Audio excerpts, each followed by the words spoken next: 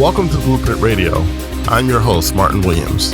Here we help you create a blueprint for your life. And welcome to Blueprint So let's build. Radio. My name is Martin Williams. Don't forget to subscribe to the podcast. You may do so on Apple Podcasts, Spotify, YouTube, and SoundCloud. All the links to the podcast can be found at godithisprecious.com/podcast with an S, wherever you're listening to this podcast right now. So the subject of today's podcast is why we should stop reviving bad ideas. So when I worked in Massachusetts years ago, I knew a divorced guy, and we talked a lot as he was, as I was coming out of a long-term relationship. And he had a rule about reconciling with exes. And the rule was essentially that he did not do that. Once he was done with the relationship, he was done. He said, only move forward, not backwards. Now, this type of thinking isn't a 100% rule for me, as I reconciled with my once ex, and we eventually got married and are doing well. Context matters, but I do think he was more right than wrong. There are times when we resurrect things that are better left dead. I believe in the infinite possibility theory, and that there's unlimited versions of us. Now, that might sound a little out there, and that's fine. You're free to think whatever you want to think. And probably 5 years ago, it sounded out there to me too. But that's what I believe now. So let's look at the example of reconciling with an ex. There's a version of you that participated in the demise of that relationship. It takes two to make it work and two to make it sink.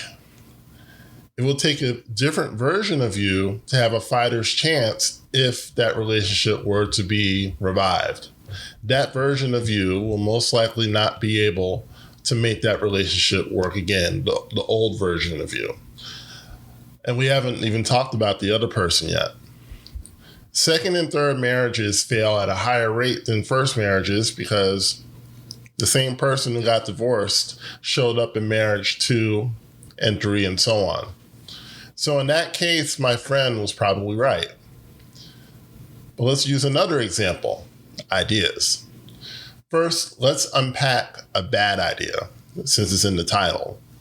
A bad idea is one that you don't believe in or love, but want to do it anyway. A good example of this is Howard Schultz.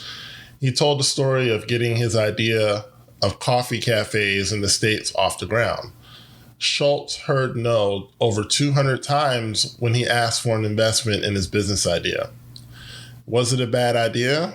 Well, obviously not, because his vision eventually became what we know today as Starbucks. He did eventually start his own company and merged with Starbucks later. Schultz loved his idea enough to endure the rejection. Ideas are more about people than the idea itself. Let's say about 2 years ago, you got a great idea to build heated water slides. Then after speaking with vendors and friends or family members, you realize, maybe this wasn't the most thought out idea. And then you forgot about it. But that's not the whole story. The truth is you became someone different. And that person doesn't give two shots about heated water slides. While driving or working at that job you hate, the idea came back one day and you thought about reviving it. Now you got to decide whether you want to revive that or not.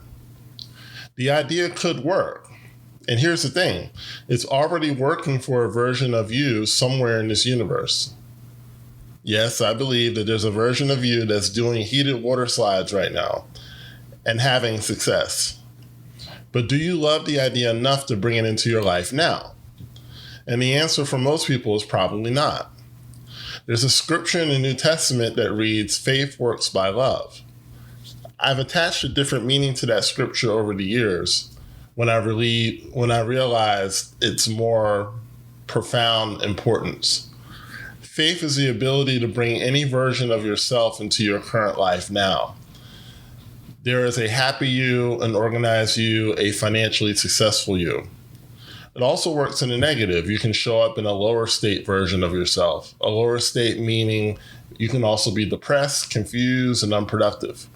This is why we constantly have to decide who we want to be and how we will show up, or just anyone will show up. Faith is how we arrive at the new state, the desired state, but love is the engine. How far will your car go without an engine? That's how far faith goes without love. I believe, and I'm not alone, that you can only be so good at something if you don't love it. I think your potential hits the ceiling without love in the mix. When you love what you do, you have the faith to attain the highest version of you doing it. We should then reach for and embrace new ideas that match who we are now. These ideas are enough to take us where we want to go, provided we have the faith to take the journey. If you're contemplating a new idea, ask yourself 2 questions. Does this reflect who I am now? And do I love it enough to see it through? If both answers are yes, you're on the right track. Thank you so much for listening to Blueprint Radio. Don't forget to like, comment, subscribe, and share, and I'll talk to you soon.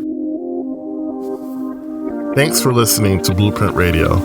For more information on Martin Williams coaching and products, please go to guidedexpressions.com or visit me on Facebook as well as Instagram.